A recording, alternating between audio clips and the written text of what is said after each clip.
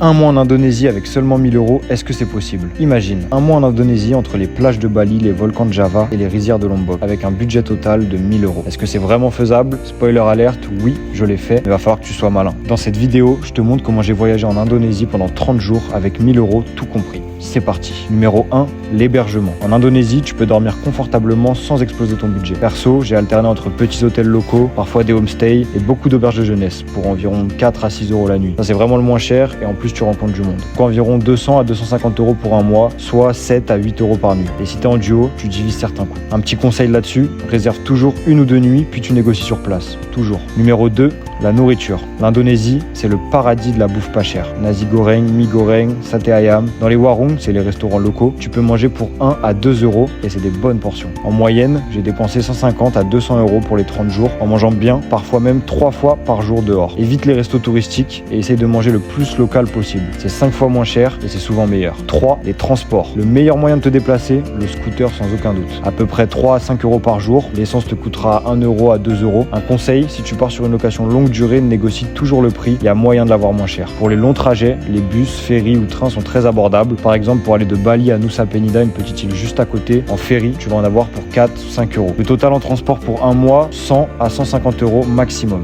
Numéro 4, les activités. Beaucoup d'activités en Indonésie sont gratuites. Plage, randonnée, temple, cascade. Un conseil, cherche les tours partagés plutôt que privés ou fais-le en solo si tu pars sur des activités payantes. Comme par exemple la plongée, le snorkeling, environ 10 à 25 €. L'entrée des temples parfois qui est payante, 1 à 3 € pas plus. Et certaines ascensions, là on est dans des budgets un peu plus élevés. J'ai mis environ 150 à 200 € pour me faire plaisir en un mois. Numéro 5, les autres dépenses. Tu vas avoir les cartes SIM, entre 5 à 10 € pour le mois. La lessive, les souvenirs, les tips, les imprévus évidemment. Entre 50 et 100 € je te conseille pour le mois, ça devrait couvrir normalement toutes les autres dépenses. Et bien sûr, il te faut le billet d'avion, mais là, on parle du budget sur place uniquement. Au final, j'ai dépensé 980 € pour un mois complet en Indonésie et j'ai pas eu l'impression de me priver, loin de là. L'important c'est d'être malin, de vivre local et surtout d'oser. Tu veux que je te montre les meilleurs endroits à visiter avec ce budget? Dis-le moi en commentaire et je ferai une vidéo sur ce sujet. Et on entend souvent que l'Indonésie c'est cher parce que le billet d'avion coûte cher, mais quand tu vois ce que tu peux dépenser là-bas en un mois, compare-le à ce que tu dépenses en 2 semaines en Espagne par exemple et tu verras que finalement,